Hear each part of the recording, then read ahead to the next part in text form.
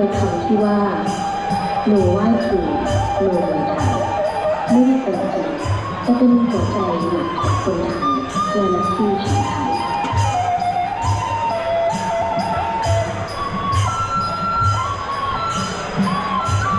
ชมกันต่อนะครับ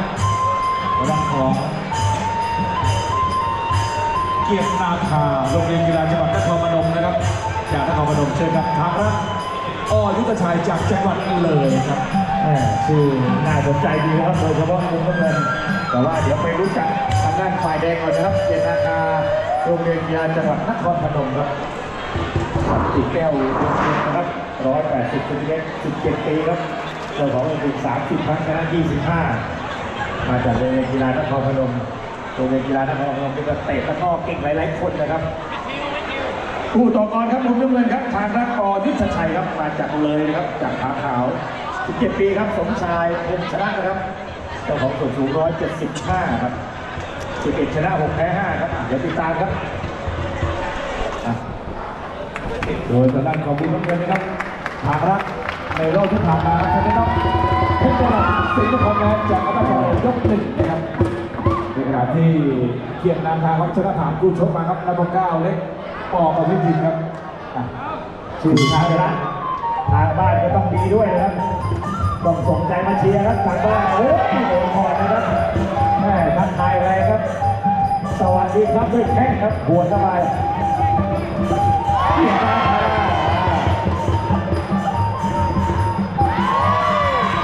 กองเชียร์มาเยอะเลยครับจากโรงเรียนกีฬามีกองพร้อมเต็มที่เชียร์เต็มที่ห่างไปใกล้ๆกันครับจังหวัดใกล้เคียงกันตะโกนแล้วก็ไปตัวการคอยแท้ครับต้องยกการสูงครับทางรัฐดีไหมทางเข้าบ้านต้องลาดยางด้วยนะครับนี่ครับตัวใหญ่ๆไปทีแล้วสะเทือนนะลูกพี่บอกเอาเลยโอ้ยไปเด็กเข้าไปอย่ารอโดนก่อนไปก่อนโดนมาอีกแล้วเกียรตินาคามีสลับขาวหาจังหวะสายห้อยในก้านคอได้ครับ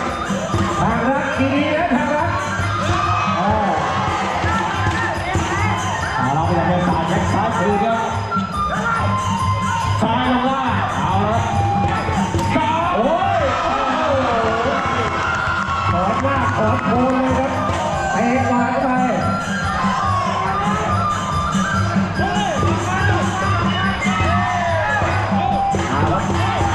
เบียดไปเรื่อยๆครับทางรัฐ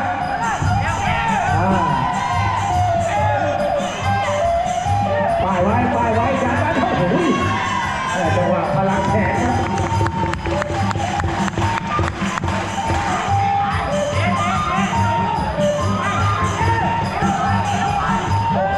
เป็นการก่อนแล้วเลือกแล้วค่อยๆนวดไปเรื่อยๆครับเกียรตินาคาดิ้นหลอกกับตัวใช้โครงซ้ายลูกขวา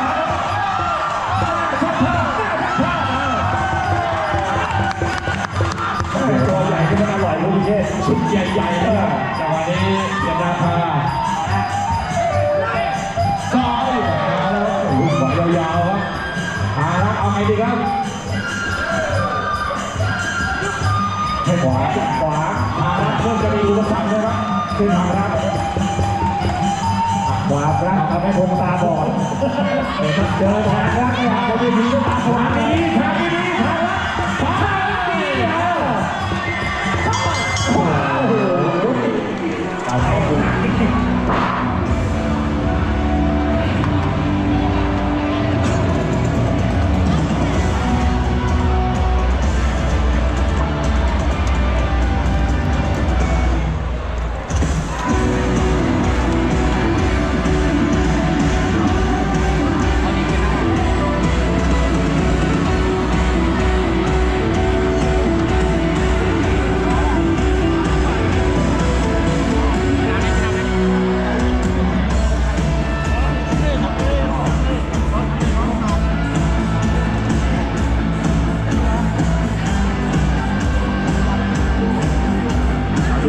กันนะครับยกที่ผ่านมาครับจังหวะคือจะเกียร์หน้าขาเขาแข้งขวา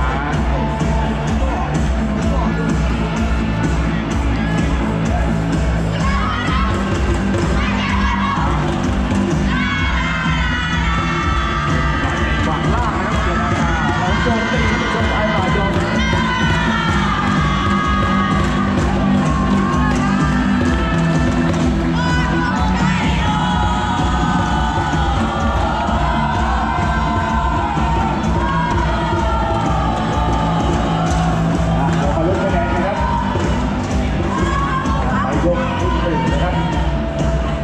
ยังไงทิศทางของคะแนน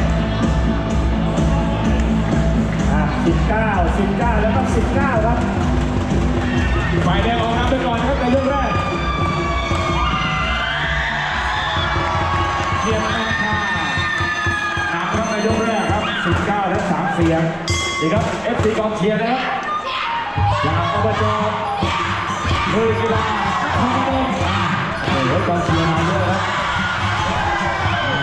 เป็นสีสันเพื่อนร่วมสถาบันก้าวและแทงนะครับ ดูเหมือนจะมั่นใจขึ้นครับเกียรตินาคา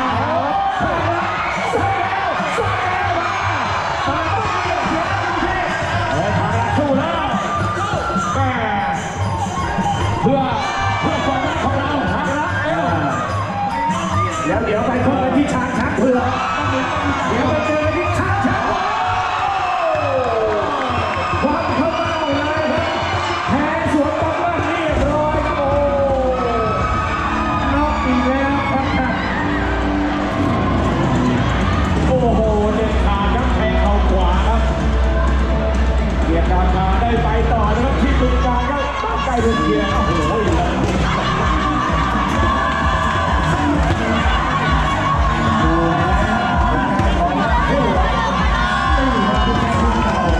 พยายามจะเดินบวกแล้วครับเพราะว่าตามแต้มอยู่นะครับเอาหน้าท้ายดวลเลยครับการกระชื้อด้วยกำปั้นครับแต่ว่าสุดท้ายโอ้โหดอกนี้พระคุณเจ้า